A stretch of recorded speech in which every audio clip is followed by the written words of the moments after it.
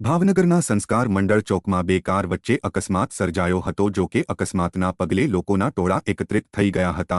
સંસ્કાર મંડળ ચોકમાં કોઈ અગમ્ય કારણોસર બે કાર વચ્ચે અકસ્માત સર્જાયો હતો. અકસ્માત સર્જાતા આસપાસથી લોકો દોડી આવ્યા હતા. બંને કારને નુકસાન પહોંચ્યું હોવાનું દ્રશ્યમાન થઈ રહ્યું હતું. આ બનાવ બનતા પોલીસ ઘટના સ્થળે દોડી આવી હતી.